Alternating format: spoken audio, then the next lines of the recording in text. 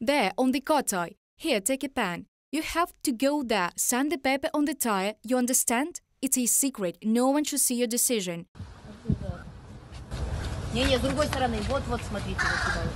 From the other side, here. This is how sham referendums had been held for 5 days in a row on the temporarily occupied territories in the Donetsk and Luhansk regions. There were so few people willing to vote for joining Russia, so the Russians were inviting residents of the regions in every possible way. Dear residents, this is a mobile referendum. Please come to vote. This sham referendum wasn't prepared at all. The Electoral Commission did not bother with vote rigging so much that it simply was throwing the empty forms into the ballot boxes, and exactly those forms were counted in front of the cameras. At the sham referendum, some members of the Commission used photocopies of the Ukrainian lists of residents.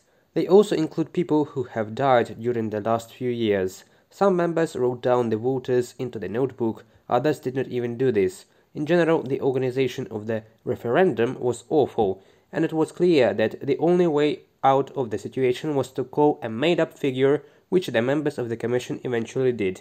But despite all the absurdity, the Russian occupation authorities boldly declared that more than 1.5 million people have come to vote for joining Russia. According to the Luhansk military administration, roughly the same number of people had been on the electoral list before the start of hostilities by Russia in 2014. Hundreds of thousands of people have left since then. Therefore, the figures are simply unrealistic.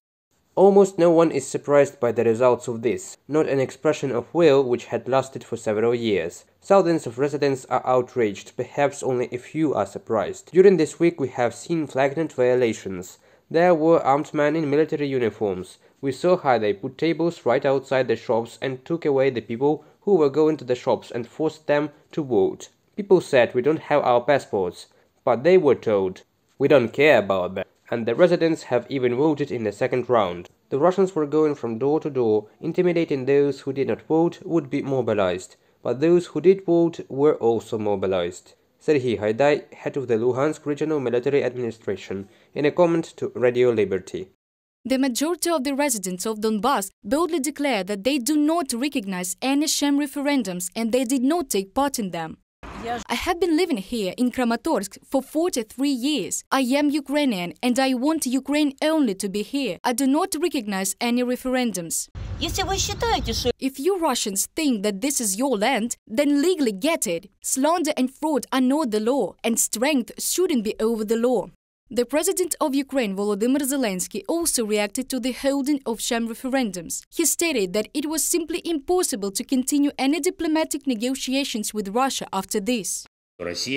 Russia is conducting an outright farce, which is called referendums, on the temporary occupied territory of Ukraine. At gunpoint, people are forced to fill in some papers for a TV picture. The figures of the alleged results of the sham referendum had been drawn in advance, just as the forced passportization of the population of the occupied territories was done in advance. And what was that for? The answer is to annex the temporary occupied territories. This is the most brutal violation of the UN Charter. This is an attempt to steal the territory of another state, an attempt to erase the norms of international law.